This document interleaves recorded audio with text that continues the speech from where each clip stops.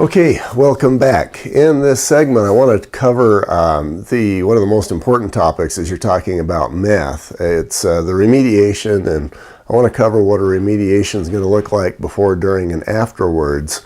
This is one of those things that, again, there are a lot of misconceptions, to put it gently, about what a remediation looks like. I have had so many people tell me who really thought that they knew that a meth contaminated property needs to be bulldozed. I've had a number of people tell me that it needs to be ripped off down to the studs, and these are just not it's just not true.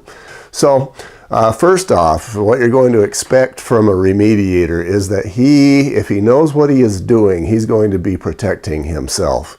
There are a lot of materials that can theoretically be used. For example, the state regs call for a material known as Simple Green. It is a cleaning material, it's a detergent, and they actually suggest that you scrub the wall, scrub the entire house 10 times over. Based on my experience, you could do it 100 times over and it just wouldn't work. So somebody who knows what he's doing is actually going to be using some chemicals that are much more harsh that you just can't get at places like Walmart or a department store. So these are going to be industrial grade chemicals that by their very nature are harsh. It's what you've got to have in order to decontaminate a property. Now that comes with its own side effects, if you will. The decontaminator's goal is to decontaminate. What he can, that's what he has to do. And what that means is that, if he's got to use these harsh chemicals on, the furnace or the stove or your hardwood floor or whatever it is, that's what he's got to do. And there may and probably will be some damage in the house, and he is not going to be responsible for that. His job is to decontaminate. Utah state regs call for a term called smooth and easily cleanable. Those are legal words, and they're important words, and they have interpretations.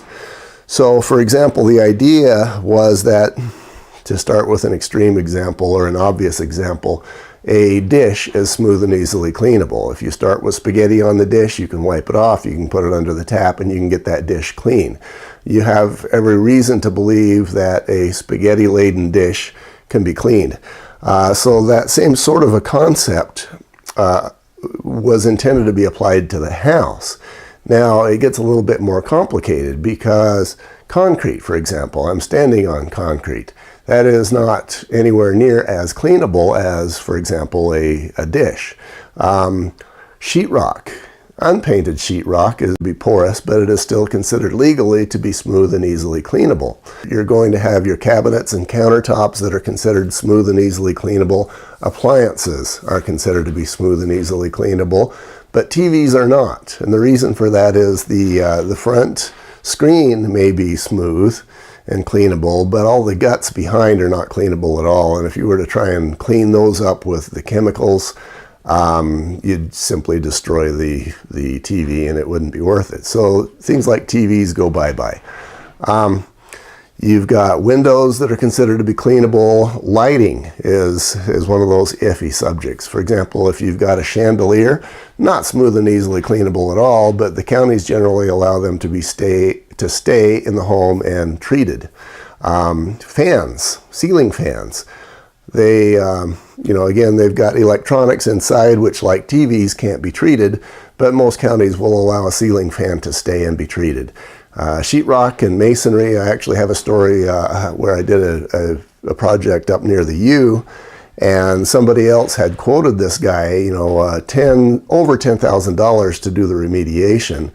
And he was going to actually take down the masonry around the fireplace. He said that was not smooth and easily treatable and cleanable, and it's not. But the county allowed me to go ahead and treat that stuff in place, and I was able to save this guy many thousands of dollars and allow him to keep the masonry around the fireplace. So other examples, carpet and pad goes, trash goes, dishes. Actually, even though they're smooth and easily cleanable, your remediator is not going to want to treat every one of those. So those actually go. Boxes, anything else that's not smooth and easily cleanable. Now, another important point I want to make, and actually I had a client who was a lawyer who got stuck in this trap. He was under the impression that I, the remediator, was a cleaner, and that is just not the case. The decontamination specialist decontaminates meth. He does not clean.